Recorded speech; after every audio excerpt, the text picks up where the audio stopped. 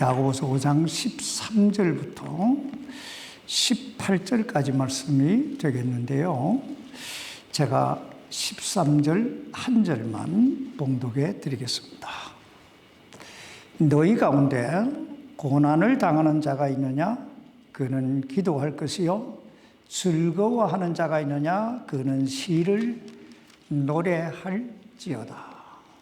말씀 위해서 기도하십시다.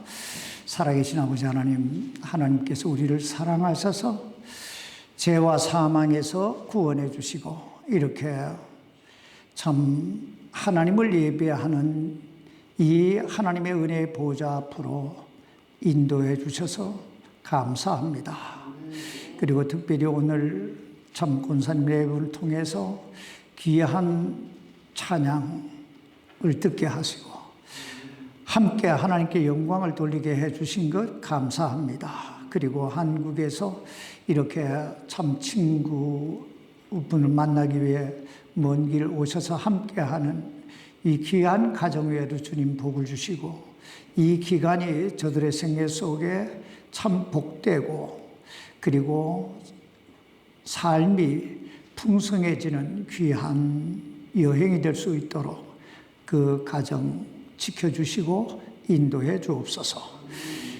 그리고 연약한 종을 하나님 오늘도 붙드셔서 아버지 말씀 증거하게 부족함이 없도록 사용해 주시기를 예수님 이름으로 기도하옵나이다. 아멘. 작성해 주시기 바랍니다. 오늘 여러분은 교회에 오시면서 어떤 마음, 어떤 생각을 가지고 오셨습니까? 어떤 분들은 참 오늘 하나님께 내가 예배를 드린다고 하는 이 사실 때문에, 그리고 오늘 하나님 말씀을 들을 수 있다고 하는 이 사실 때문에 감격하고 어떤 기대감을 가지고 오신 분도 계실 것이고, 또 어떤 분들은 마음속에 참 복잡한 생각들, 이 문제를 어떻게 처리할 것인가, 어떻게 하는 게 가장 좋을까 하는 참 여러 가지 생각 속에 오신 분들도 계실 것이고, 또 어떤 분들은 병든 가족이나 자신의 질고를 끌어안고 깊은 시름 속에 이 자리에 나오신 분들도 계실 것입니다. 사실 그것이 사업이든 물질이든 건강의 문제든 대인관계의 문제이든 남의 이야기일 때는 그래도 쉽게 생각할 수 있고, 그리고 쉽게 말할 수도 있고, 그리고 쉽게 넘어갈 수도 있겠지만, 그것이 자기 자신의, 자기 본인의 일일 때는 어느 것 하나 그리 쉬운 일이 없습니다. 그런데 여러분도 다 아시다시피 돌고 도는 게 인생이라고, 인생을 살다 보면 남의 일이겠거니 하던 그 일이 나의 일이 될 경우가 굉장히 많잖아요. 설령 그것이 오늘이나 내일 당장 내 삶에 다가오지는 않는다 할지라도, 우리가 원하든 원하지 않든, 우리가 예상을 했던 예상을 못했던 문제는 끊임없이 돌고 돌아 내 순서도 될 수 있다는 것입니다. 왜냐하면 하나님께서 우리 인생을 그렇게 만들어 놓으셨기 때문입니다. 이 사실을 솔로몬은 전도서 7장 14절에서 이렇게 말씀합니다. 형통한 날에는 기뻐하되 역경을 당하는 날에는 깊이 생각하라. 하나님께서 또한 이것과 저것을 마주보게 두신 것은 그러면서 사람이 자기 뒤에 일어날 일을 찾지 못하게 하려 하심이라. 이렇게 말씀하고 있습니다. 그렇습니다. 맑은 날이 있으면 어두운 날이 있듯이 인생은 늘 이 두 가지 형통한 날과 곤고한 날, 역경의 날이 마주 보고 있어요. 왜냐하면 하나님께서 그렇게 만들어 놓으셨기 때문입니다. 그런데 감사한 건요, 하나님께서 사람이 자기 뒤에 일어날 일, 즉 내 삶 속에 미래에 일어날 일들을 알지 못하게 하셨다는 거예요. 여러분 한번 생각해 보세요. 만약에 사람이 자신의 미래에 일어날 일들을 미리 다 알게 된다면 아마 우리는 질식해버리고 말 거예요. 모르니까 당하는 것이, 솔직히 알고는 참 그 길 가기 어렵잖아요. 아마 숨이 막힐 거예요. 여기서 형통한 날에는 기뻐하라 이렇게 말씀하신 것은, 형통하면 형통할수록 하나님의 영광을 위해 살아가라는 얘기예요. 다시 말하면 그 형통한 날을 방탕과 방종의 기회로 삼지 말라는 거예요. 여기에 믿음이 있는 사람과 믿음이 없는 사람의 차이가 있습니다. 즉 믿음이 있는 사람은 형통하면 형통할수록 하나님을 더 경외하고 두려워하고,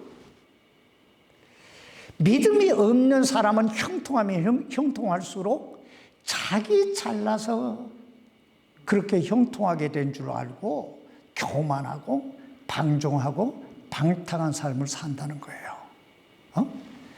그리고 역경을 당하는 날에는 깊이 생각하라고 말씀하고 있는데, 이 말씀의 의미는요, 내가 누구인가를 돌아보라는 거예요. 그리고 왜 이런 일이 내 삶에 주어졌는가를, 자신의 삶을 깊이 성찰해 보라는 거예요. 이런 말이 있습니다. 문제는, 고난은 내가 누구인가, 그리고 내가 어느 정도의 사람인가, 그리고 내 믿음이 어느 정도인가 하는 것을 되돌아볼 수 있는 기회가 된다. 그렇습니다. 역경은, 고난은 확실히 자기 자신을 돌아볼 수 있는 기회가 됩니다. 생각해 보세요. 모든 것이 형통할 때는 아무 생각이 없어요. 그저 이렇게 쭉 형통하게 잘 먹고 잘 살겠지 하는 생각밖에 없어요. 그러나 고난이 다가오면 생각이 많아져요. 자기 자신의 삶을 다시 한번 되짚어보게 되는 거예요. 사실 문제는요, 고난은요, 누구에게나 다 다가옵니다. 예수를 믿는 사람이든 예수를 안 믿는 사람이든 믿음이 좋은 사람이든 믿음이 연약한 사람이든 문제는 다 있어요. 여러분 성경을 한번 잘 보세요. 믿음의 조상이라고 하는 아브라함에게도 오늘날 우리들이 겪고 있는 문제들을 다 그 사람도 겪고 있어요. 예를 들면 그는 100세가 되도록 자신의 대를 이을 자식 하나 없었어요. 아니, 그 자식을 보겠다고 하갈이라고 하는 여종을 첩으로 들여 이스마엘이라고 하는 아들을 낳지요. 그래서 그 아들 때문에 그 가정에 가정 불화가 끊임없이 일어납니다. 그리고 그 아브라함이 애지중지 사랑했던 조카가 있었지요. 이름이 뭐예요? 롯이지요. 그 롯이라고 하는 조카와 재산 문제로, 이 물질 문제로 다툼이 일어나요. 그리고 그것 때문에 서로 갈라서요. 그런가 하면 가뭄으로 인해서 하나님께서 약속하신 그 가나안 땅을 버리고 에집트로 내려가야 되는 참 엄청난 고통을 겪어요. 그곳에서 자기 아내를, 자기 목숨 하나 건져보겠다고 자기 아내를 누이라고 속이잖아요. 그러니 그 속이 아니에요. 다윗도 보세요. 엄청난 문제 속에 살아갑니다. 이와 같이 문제는, 고난은 누구에게나 다가올 수 있고 또 실제적으로 반드시 다가오는 거예요. 그렇다면 우리가 그리스도인으로서, 예수 믿는 사람으로서 우리 삶 속에 다가오는 이 여러 가지 문제들을 어떻게 대처해 가야 할까요? 오늘 이 야고보 선생은 이렇게 말씀하고 있습니다. 여기 야고보서 5장 13절 말씀 다시 보세요. 너희 가운데 고난을 당하는 자가 있느냐? 그는 기도할 것이요. 즐거워하는 자가 있느냐? 그는 시를 노래할지어다. 여러분, 우리의 삶에 고난이 다가오면 어떻게 하라고요? 아니, 어떻게 하라고요? 그는 기도할 것이요. 그렇습니다. 우리 예수 믿는 사람들에게는 참 엄청난 특권이 있는데요. 그 특권이 뭐냐 하면 기도할 대상이 있다는 거예요. 또 우리가 기도하면 그 기도의 대상이 되시는 하나님께서 우리의 기도에 귀를 기울이시고 응답해 주신다는 거예요. 이게 우리가 가지고 있는 참 엄청난 특권이에요. 그러므로 성경에 나오는 위대한 하나님의 사람들의 생애를 한번 잘 살펴보세요. 아브라함을 위시해서 이삭도, 야곱도, 요셉도, 모세도, 다윗도 문제만 생기면 뭐해요? 무릎을 꿇어요. 기도해요. 왜냐하면 저들 마음속에 기도하면 하나님께서 그 기도를 들으시고 응답해 주신다고 하는 믿음이 있었기 때문에요. 믿음이 있어. 이게 바로 우리 구원받은 그리스도인의 특권입니다. 구하라 그리하면 주실 것이요. 믿습니까? 자, 그렇다면 여러분은 실제적으로 얼마나 기도하며 살아가고 계십니까? 기도가 이렇게 좋다고 하는 것은 내가 알겠는데 실제적으로 얼마나 기도하시느냐 하는 거예요. 이게 믿음이 있는 사람과 믿음이 없는 사람의 차이예요. 믿음이 있는 자는 기도할 것이고 믿음이 없는 자는 염려할 것입니다. 오늘 여러분 자신을 한번 되돌아보세요. 나는 어떤 삶을 살고 있나? 기도하고 있나? 염려하고 있나? 보편적으로 믿음이 있는 사람과 믿음이 없는 사람의 그 특징들을 보면요. 첫째, 문제를 만났을 때, 고난이 왔을 때, 그것이 건강의 문제든 물질의 문제든 가정의 문제든 문제가 다가오면 믿음이 있는 사람은 자기 속을 들여다봅니다.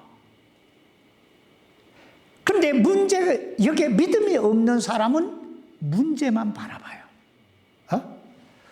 오늘 여러분 한번 잘 보세요. 내 삶 속에 고난이 다가왔다. 이럴 때 내가 먼저 기도하고 있는지, 그 문제 때문에 고민하고 막 염려하고 근심하고 있는지 여러분 자신을 한번 잘 살펴보세요. 사실 내 인생에 다가오는 대부분의 문제는요, 나 자신으로부터 출발합니다. 다른 데 원인이 있는 게 아니고 출발점이 나일 경우가 훨씬 더 많다는 거예요.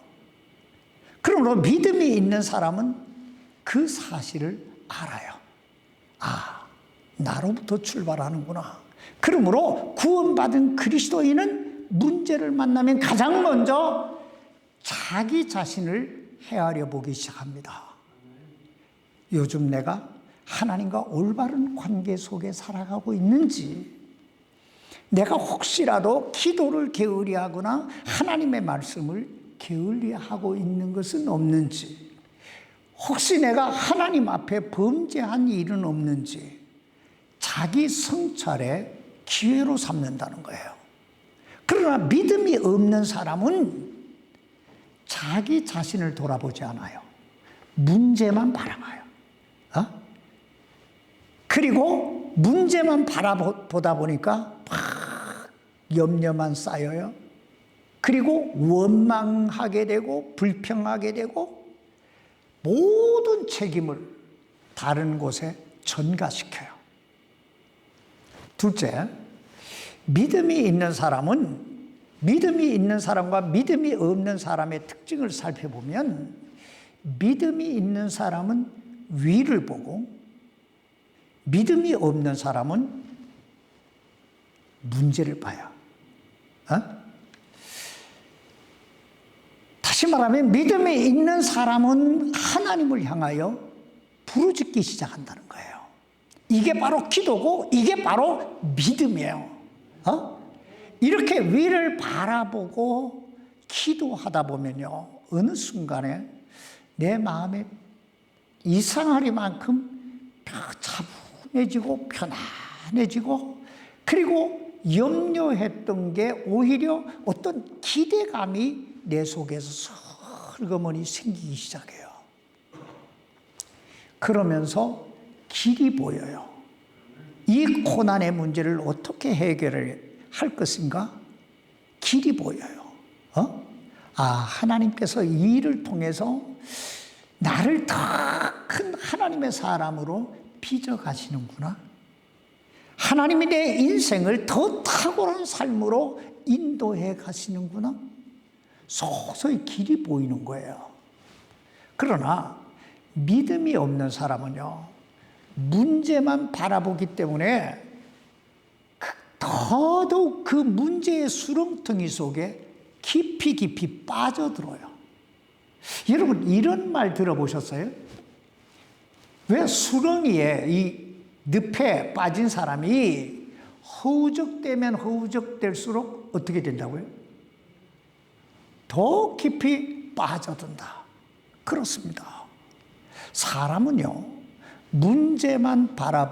문제를 바라보면 바라볼수록 더 깊은 낙심과 더 깊은 좌절감에 빠질 수밖에 없습니다.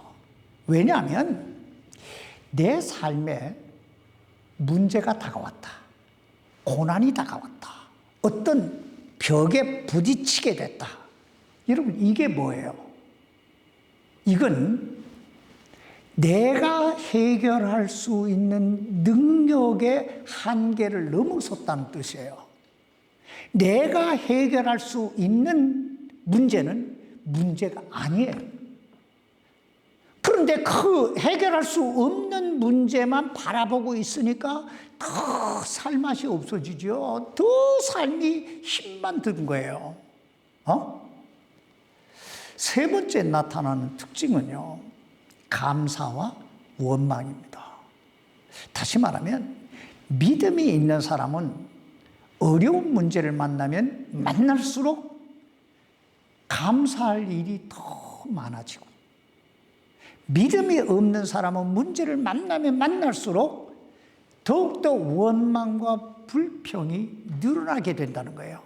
왜냐하면 믿음이 있는 사람에게는 누가 함께 하세요? 하나님이 함께 하세요. 믿음이 없는 사람에게는 누가 함께 해요? 문제만 함께 해요. 그러다 보니까 하나님이 함께 하시니까 감사가 넘치게 되지만 문제가 함께 하다 보니까 다더 원망과 불평과 근심과 염려만 쌓이게 되는 거예요. 아마 그 결과는 제가 말씀드리지 않아도 여러분들이 다 잘 아실 것입니다. 그러므로 오늘 야고보 선생은 단호하게 이렇게 말합니다. 너희 가운데 고난 당하는 자가 있느냐? 그는 기도할 것입니다. 한마디로 우리의 시선을 고난의 문제에서 하나님께로 돌리라는 거예요. 아까 우리 권사님 네 분이 찬양하셨듯이 주를 보라는 거예요. 주를 보라는 거예요. 그렇다면 우리가 기도하면 어떤 일이 일어나게 될까요? 우리가 기도하면 어떤 일이 일어나게 될까? 오늘 여기 야고보서 5장 13절로 16절까지 말씀을 여러분 보시기 바랍니다. 너희 가운데 고난당하는 자가 있느냐? 그는 기도할 것이요. 즐거워하는 자가 있느냐? 그는 시를 노래할지어다. 너희 가운데 병든 자가 있느냐? 그는 교회 장로들을 부를 것이요. 그들은 주의 이름으로 그에게 기름을 바르며 그를 위해 기도할지니라. 믿음의 기도는 병든 자를 구원하리니 주께서 그를 일으키시리라. 그가 죄들을 범하였을지라도 그것들을 용서받으리라. 너희 잘못들을 서로 고백하고 너희가 병 고침을 받도록 서로를 위해 기도하라. 의로운 자의 효력 있고 뜨거운 기도는 많은 유익이 있느니라. 오늘 이 말씀을요, 딱 두 단어로 요약하면 이거예요. 기도하라, 얻으리라, 이루리라. 기도하라, 이루리라. 그것이 고난의 문제든 그것이 질고의 문제든 그것이 죄의 문제든 기도하면 하나님께서 반드시 해결해 주신다는 거예요. 오늘 여러분은 이 사실을 믿습니까? 자, 그렇다면 오늘 여러분은 무슨 일을 만나든 기도부터 하십니까? 아니면 여러분의 명석한 두뇌부터 회전을 시킵니까? 요걸 뭐라고 하는 줄 아세요? 세상 말로 자갈 돌아간다고 그래요. 이 돌머리 굴려봤자 해결될 일이 없다는 얘기예요. 믿음에 여기 이 머리에 있는 게 아니에요. 믿음이란 우리의 입술에 있는 게 아니에요. 믿음은 가슴에 있는 거예요. 이 하트에 있는 거예요. 마치 이 심장을 통해서 우리의 생명을 유지시켜주는 그 피, 생명의 피가 우리 지체마다 흐르듯이 믿음이라고 하는 건요, 이 가슴을 통해서 우리의 머리로 우리의 이 지체, 우리의 손발을 통해서 나타나는 거예요.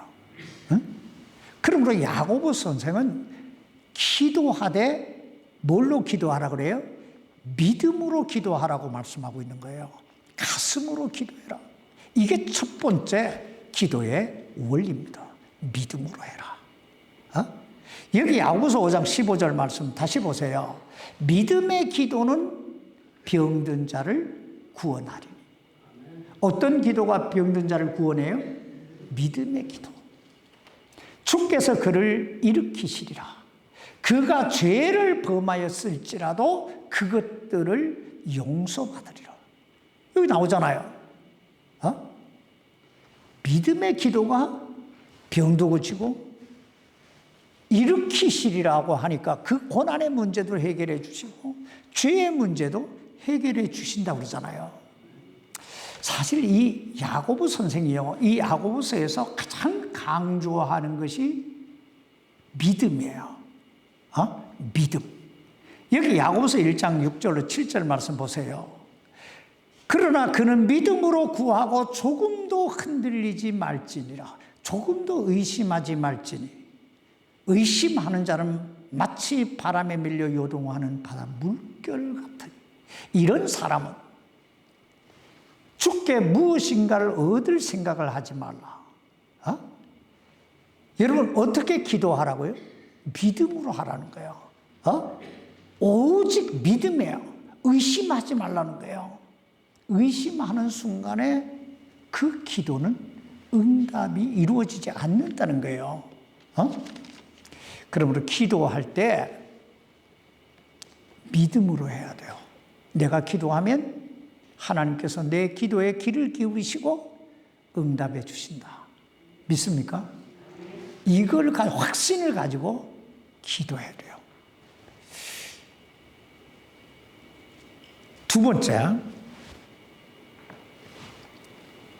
우리의 기도가 응답받는 능력 있는 기도가 되기 위해서는 우리 자신을 깨끗하게 해야 돼요. 거룩해야 해야 된다 하는 거예요. 여기 야고보서 5장 16절 보세요. 너희 잘못들을 서로 고백하고, 이게 회개하는 거예요. 너희가 병 고침을 받도록 서로를 위해 기도하라. 의로운 자의 효력 있고 뜨거운 기도는 의로운 자잖아요. 많은 유익이 있느니라. 여기 보면 너희가 병 고침을 받기 위해 서로 기도하라 이렇게 말씀하시기 전에 먼저 하신 말씀이 뭐예요? 너희 잘못들을 서로 고백하라고 했어요. 왜냐하면 우리 마음속에 죄가 있으면요, 하나님이 우리의 기도를 들으실 수가 없으시기 때문에요. 죄라고 하는 장벽이 탁 쳐 있어서 하나님께로 그 기도가 가지를 않는다 이거예요. 이 사실을 이사야 선지자는 이사야서 59장 1절로 2절에서 이렇게 말씀합니다.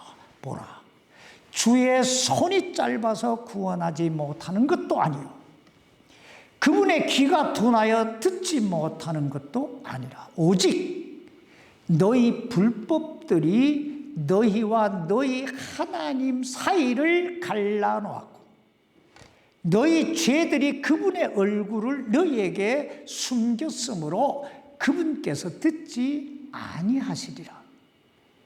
그렇습니다.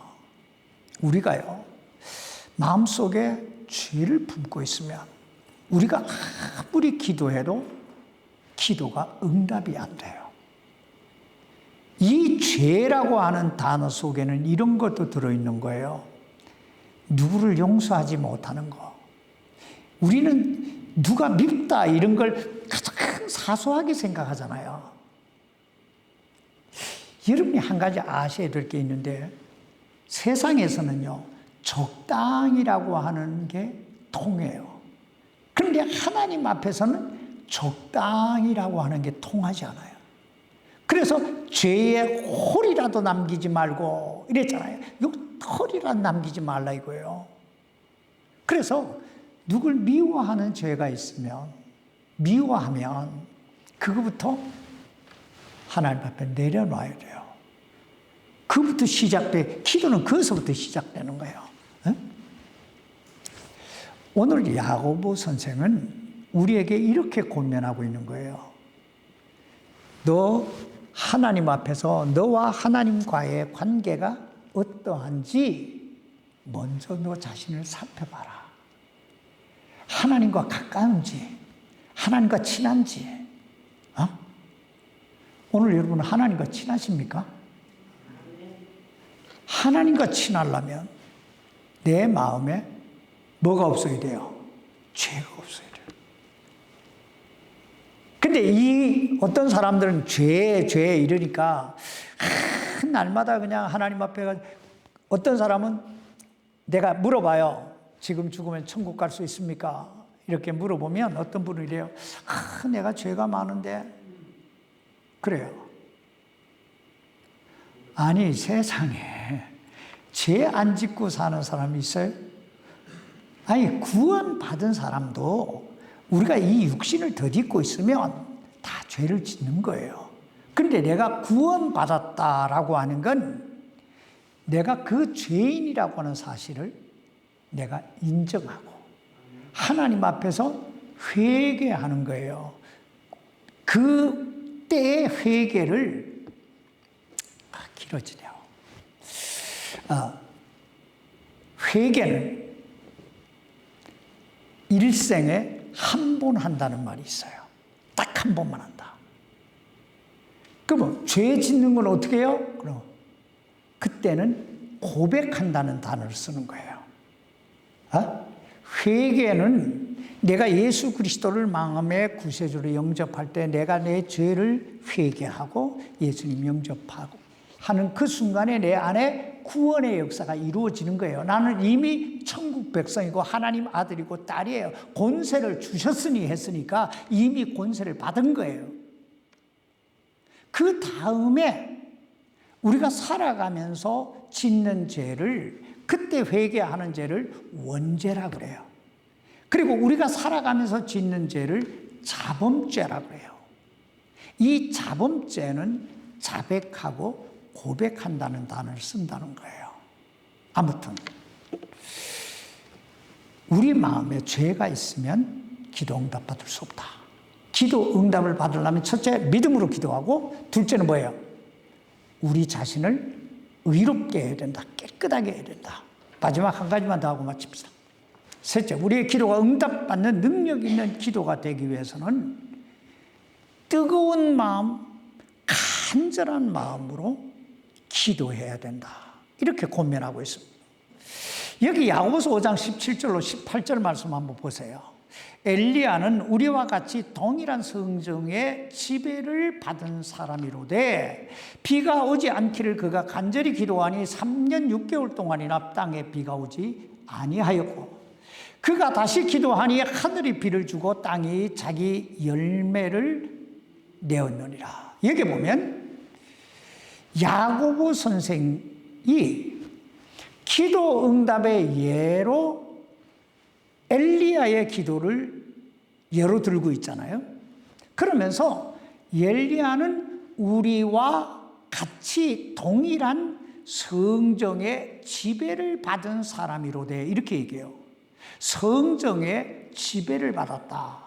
이 말이 뭐냐면 엘리야가 특별한 사람이 아니었다는 거예요. 엘리야도 우리와 똑같은 밥 먹고 잠자고 어디 가고 다 이런 사람이었다는 거예요.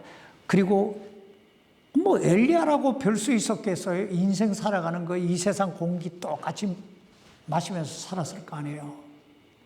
그렇지만 그 엘리야는 하늘 문을 열고 하늘 문을 닫았던 사람이다. 이렇게 이야기하는 거예요. 지금 한마디로 너희도 기도하면 엘리야처럼 하늘 문을 열 수도 있고 하늘 문을 닫을 수도 있다. 지금 이 말이에요. 여러분 이 말씀이 참 엄청난 말씀 아니에요? 그러면서 야고보 선생은 엘리야의 기도가 그처럼 놀라운 능력을 가질 수 있었던 비결을 간절히 기도하니라는 단어를 써요. 간절히 기도했다. 그렇다면 여러분, 간절히 기도하는 이 간절한 기도란 어떤 기도를 이야기하는 것일까요?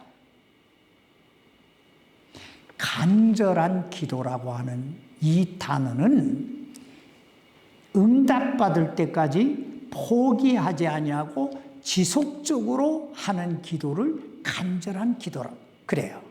이거 안 받으면 안 된다 할 때는 우리가 목숨 걸고 덤비잖아요. 이런 기도를 얘기하는 거예요. 보편적으로 사람들은 기도하면 하나님께서 당장 즉각적으로 내게 응답해 주시기 원하잖아요. 그리고 또 한두 번 기도해 보다가 안 되면 어떻게 해요? 하나님이 살아 계시느냐 안 계시느냐 하고 막 하나님께 막 도전하고 난리잖아요. 그런데 이 엘리야의 기도를 연구해 보면 응답받을 때까지 쉬지 않고 끊임없이 기도해요. 이게 간절한 기도예요. 자, 열왕기상 17장에 보면요, 엘리야가 기도하는 모습이 나오는데 그 기도하는 장소가 사르밧 과부의 집이에요. 이 사르밧 과부의 집은 여러분 잘 알다시피 엘리야로 인해서 그 기름통에 기름이 떨어지지 아니하고 그 가루통에 가루가 떨어지지 않았던 그런 그 놀라운 기적이 일어났던 집이에요. 그런데 그 집에 문제가 생겼어요. 그 집에 외아들이 과부에게 남은 건 아들 하나밖에 없는데 남편이 없으니까 과부잖아요. 그런데 그 아들이 죽은 거예요. 여러분, 우리가 살면서 잘 되면 누구 탓이요? 잘 되면 다 내 탓이요. 그럼 안 되면 누구 탓이요? 남 탓이에요. 그러니까 이 과부가 밀가루 들어오고 기름 들어올 때는 엘리야 이랬다가 아들 딱 죽으니까, 여러분 보편적으로 시어머니가 며느리 들어오고 나서 집에 우환이 생기면 뭐라고 그래요? 사람 잘못 들어와서 우리 집이 이렇게 됐다 이러잖아요. 그와 똑같이 원망하는 거예요. 자, 그런 원망을 바라보면서 엘리야가 기도를 시작해요. 17장 20절로 22절에 보면요, 엘리야 기도가 어떤 기도인지 한번 여러분 잘 보세요. 죽은 아들 위에 올라 엎드려서 오 주 내 하나님이여, 원하건대 이 아이의 혼이 다시 이 아이에게 돌아오게 하옵소서. 여러분, 이 기도, 이런 기도 이해가 되세요? 오 주 내 하나님이여, 원하건대 이 아이의 혼이 떠나면 죽음이잖아요. 혼이 다시 돌아와서 이 아이에게 다시 돌아오게 해 주십시오. 살려달라는 거예요. 그런데 엘리야가 그렇게 간절히 기도하는데 묵묵부답이에요. 응답이 없어요. 두 번째 또 간절히 기도해요. 그리고 세 번째 또 기도해요. 그러자 하나님께서, 여기 22절에 보면 하나님께서 엘리야의 그 기도를 들으시고 그 아이의 혼을 그 아이에게로 다시 보내주세요. 여러분 보세요. 엘리야의 기도가 간절한 기도였던 이유는 한 번 해서 안 된다고 포기하지 않았다는 거예요. 또 하고 또 하고 응답받을 때까지 했다는 거예요. 또 보세요. 열왕기상 18장에 보면 엘리야가 갈멜산에서 바알 선지 450명과 아세라 선지 300명하고 영적 전쟁을 치르잖아요. 그때 엘리야가 이겨요. 그리고 나서 갈멜산 꼭대기에 올라가서 무릎을 꿇고 머리를 그 무릎 사이에 넣고 기도하기 시작해요. 무슨 기도를 하느냐면, 하나님 3년 반 동안 비 내리지 않던 이스라엘 땅에, 내 조국 땅에 비가 오게 해 주십시오. 이런 기도예요. 그러면서 기도를 시작하면서 그 옆에 있던 종에게, 이 사환에게 저 꼭대기에 올라가서 먼 바다를 바라봐라. 뭔가 조짐이 있나? 막 열심히 기도하고 갔다 오라고 했더니 그 종이 갔다 와서 아무것도 없나이다 그런 거예요. 두 번째 또 보내요. 세 번째 또 보내요. 근데 없대요. 네 번째 또 보내요. 다섯 번째 또 보내고 여섯 번째 또 보내고 일곱 번째 보냈더니 그때 와서 저기서 손바닥만한 구름이 보이나이다. 자, 엘리야의 기도는 포기하지 않는 기도예요. 여러분, 우리가 기도하면 하나님이 응답해 주신다는 사실을 믿습니까? 포기하지 마세요. 세 가지입니다. 믿음으로 기도하고, 둘째, 하나님의 관계, 하나님과 나와의 관계를 깨끗하게 깨끗하게 하고, 그리고 간절하게 기도하면 그 엘리야의 기도에 응답하셨던 하나님께서 오늘 우리의 기도에도 응답해 주실 줄 믿습니다. 우리 다 같이 기도하십시다. 살아계신 하나님 아버지, 참 우리는 연약한 존재이기 때문에 조그만 일에도 상처를 받고 조그만 문제에도 낙심하고 좌절하고 또 한 치 앞도 내다볼 수 없는 그런 연약한 존재이기 때문에 참 어떤 일을 만났을 때는 우리 인생 전체가 무너져 내리는 것 같은 두려움이 찾아올 때도 많습니다. 그러나 우리가 믿는 하나님, 엘샤다이 전능하신 하나님은 우리가 기도하면 그 문제가 어떤 문제이든 다 해결하시고 더 놀라운 것으로 우리 인생을 충만케 하신다는 사실을 오늘 말씀을 통해 배웠습니다. 하나님, 이것이 우리의 귓가에만 들리는 말씀이 아니라 이것이 우리의 심장을 울리고 참 우리의 삶 전체를 움직이는 생명의 말씀으로 우리 안에 간직되게 하셔서 무슨 일을 만나든 기도하게 하시고 기도할 때마다 하나님의 기적의 역사를 체험하며 살게 해 주옵소서. 살아계신 예수님 이름으로 간절히 기도하옵나이다. 아멘.